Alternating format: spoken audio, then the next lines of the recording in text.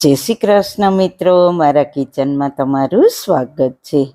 ગરમીના લીધે શું મિત્રો તમારા વાળ રફ થઈ ગયા છે અને વાળ ખૂબ જ ખરે છે? તો વાળને રફ થતા, તૂટતા, ખરતા અટકાવવા માટે અને સિલ્કી શાઇની બનાવવા માટે આજે આપણે એવું પાવરફુલ ક્રીમ બનાવીશું ને કે એને તમે ફક્ત 30 મિનિટ વાળમાં રાખશો ત્યાં તમને ખુદને જ ખ્યાલ આવી જશે કે આટલું સરસ રિઝલ્ટ. હા મિત્રો, કોઈ પણ ખર્ચા વગર ફક્ત આજે આપણે ઘરમાં રહેલ સામગ્રીથી જ આ ક્રીમ બનાવીશું. આને બનાવીને તમે ફ્રીજમાં સ્ટોર પણ કરી શકશો. આમાં આપણે એક એવી સિક્રેટ ચીજ ઉમેરીશું ને કે તેનાથી તમારા વાળ ખરતા તરત જ બંધ થઈ જશે, સાથે સ્કેલ્પને સ્વસ્થ રાખે છે અને વાળમાં એક ચમક લાવે છે. તો ચલો આજનો વાળ માટે ખૂબ જ ગુણકારી વિડીયો સ્ટાર્ટ કરીએ. સૌથી પહેલા વાળને સિલ્કી શાઇની બનાવવા માટે આપણે લેવાના છે 2 ચમચી ચોખા. તમે કોઈ પણ ચોખા લઈ શકો છો, પણ પોલિશ કરેલા ચોખા ના લેવા.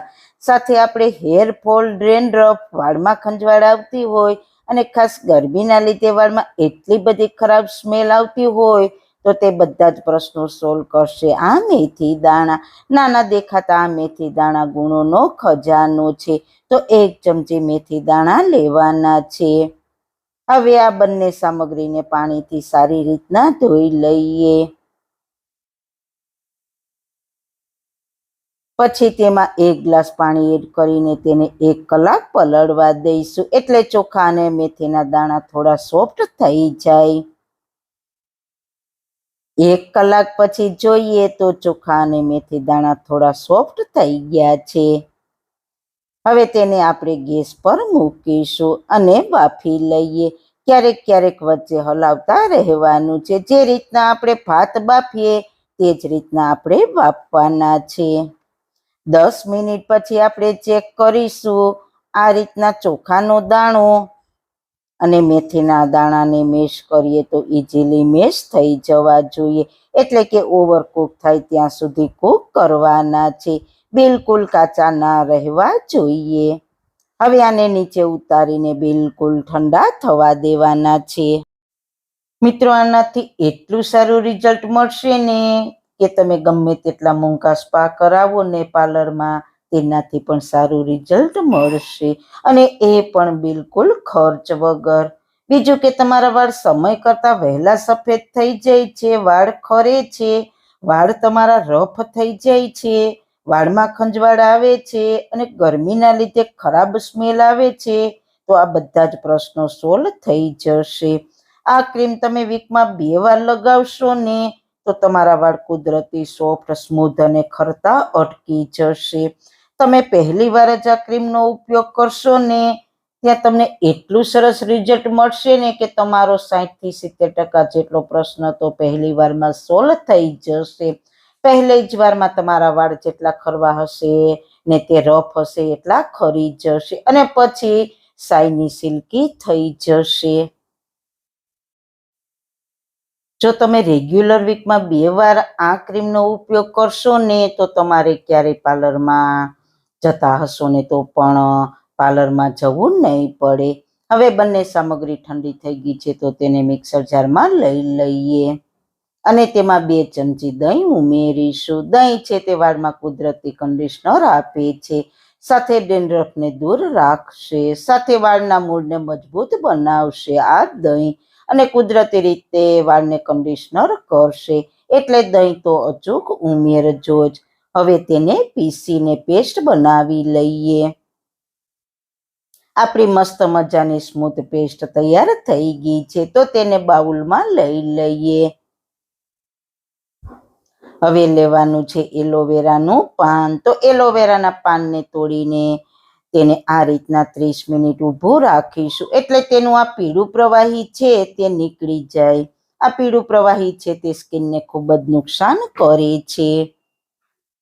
30 મિનિટ પછી પાનને મેં સારી રીતના ધોઈ લીધું છે. હવે તેમનો કાંટાનો ભાગ હોય તેને કાઢી નાખીશું અને ઉપરની છાલ પણ કાઢી નાખીશું.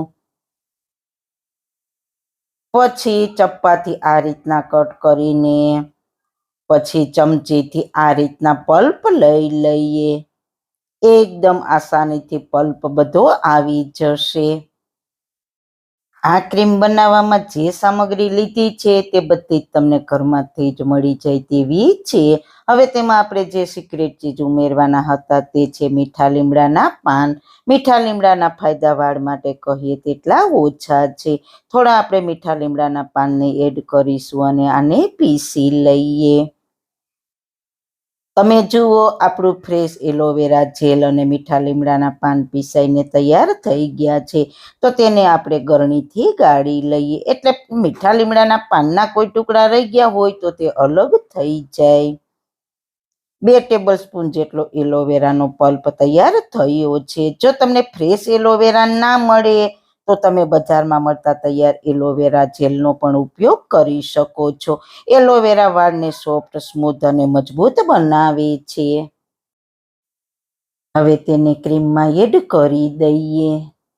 સાથે આપણે લઈશું વિટામિન ઈની કેપ્સ્યુલ, જે વાળને તૂટતા સફેદ થતા અટકાવશે, સાથે વાળને મજબૂત બનાવશે, સાથે સોફ્ટ અને શાઇની બનાવશે. 2 વિટામિન ઈની કેપ્સ્યુલ એડ કરીશું.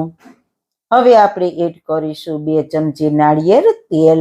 મારે આ તેલ ઘરે જ બનાવેલું છે, જે 42 જડીબુટ્ટીથી તૈયાર કરવામાં આવે છે. જો તમારી પાસે બનાવેલું તેલ ના હોય તો તમે નાળિયેર તેલ પણ ઉપયોગમાં લઈ શકો છો. અને હા, જો તમારી પાસે વિટામિન ઈની કેપ્સ્યુલ ના હોય તો તમારે શું કરવાનું છે કે તમારે 2 ચમચી તેલની જગ્યાએ 4 ચમચી તેલ લેવાનું. હવે બસ એક જ ડાયરેક્શનમાં સારી રીતના ફેટવાનું છે કે જ્યાં સુધી આપણું ક્રીમ છે તે એકદમ સરસ સફેદ અને મિક્સ થઈને એ સોફ્ટ ના થાય ત્યાં સુધી આ રીતના સતત હલાવવાનું છે. આને તમે એકવાર બનાવીને 1 વીક ફ્રીજમાં સ્ટોર કરી શકો છો. જો તમે ફ્રેશ વાપરશો તો તમને વધારે સારું રિઝલ્ટ મળશે. જો તમારી પાસે ટાઈમ ના હોય તો તમે 1 વીક સ્ટોર કરી શકો છો. અને આને કઈ રીતના વાળમાં લગાવવું તે પણ હું તમને આગળ બતાવી દઈશ. તો તેને વાળના મૂળથી લઈને વાળની લેન્થ સુધી લગાવવાની છે. આમાં આપણે કોઈ પણ પ્રકારનું કેમિકલ એડ નથી કર્યું, એટલે તમારે વાળ પણ બિલકુલ ડેમેજ નહીં થાય. એટલે ચિંતા ના કરતા તમારા વાળ સરસ શાઇની અને સોફ્ટ બની જશે. ક્યાંય વાળમાં ખાલી ના રહે તે રીતના લગાવી લેવાની અને પછી તેને 30 મિનિટ વાળમાં રહેવા દેવાની છે. 30 મિનિટ પછી તેને હળવે હળવે મસાજ કરવાનું, એટલે વાળના મૂળ છે તે મજબૂત થશે, ડેન્ડ્રફ દૂર થશે અને રફ વાળ છે તે સોફ્ટ થઈ જશે. અને હા, એ વાતનું ખાસ ધ્યાન રાખજો કે જેટલા વાળ તમારા નબળા હશે તે પહેલી જ વારમાં ખરીને બહાર આવી જશે. પછી તે મજબૂત થવાના લીધે ખરતા અટકી જશે. પછી તેને નોર્મલ પાણીથી વાળ વોશ કરી લેવાના. એકદમ નોર્મલ શેમ્પુ હોય તેનાથી જ વોશ કરવા, એટલે તમારા વાળ એકદમ સરસ શાઇની સિલ્કી વાળ થઈ જશે. સરસ પાર્લરથી પણ સારું રિઝલ્ટ મળશે. રેગ્યુલર ઉપયોગ કરજો, ખૂબ જ સારા ફાયદા થશે. તો મિત્રો, તમને મારો આજનો વિડીયો કેવો લાગ્યો? જો સારો લાગ્યો હોય તો તમારા ફ્રેન્ડ્સ, ફેમિલીમાં શેર કરજો ને મારી ચેનલને સબસ્ક્રાઈબ કરજો. ફરી મળીશું એક નવી જ રેસીપી સાથે, નવી વાતો સાથે. ત્યાં સુધી બધાને મારા જય શ્રી કૃષ્ણ. વાળના તમામ પ્રકારના પ્રશ્નો સોલ્વ કરતું 42 જડીબુટ્ટીઓથી બનાવેલું ઔષધિ તેલ, જે અમે લોકો જાતે જ ઘરે તૈયાર કરીએ છીએ, કોઈ પણ કેમિકલ્સના ઉપયોગ વગર. બિલકુલ નેચરલ છે. 42 જડીબુટ્ટીઓ ભેગી કરીને લોખંડની કડાઈમાં ઔષધિ તેલ તૈયાર કરવામાં આવે છે. જો તમારે ખરીદવું હોય તો તેના ઓર્ડર અમે લઈએ છીએ. ઓર્ડર કન્ફર્મ કરવા માટે વોટ્સએપ નંબર સ્ક્રીન પર જોઈ શકો છો. જો તમારે આ તેલનો પૂરો વિડીયો જોવો હોય તો તમને આ ચેનલ પર મળી જશે અને ડિસ્ક્રિપ્શન બોક્સમાં લિંક પણ મૂકેલી છે.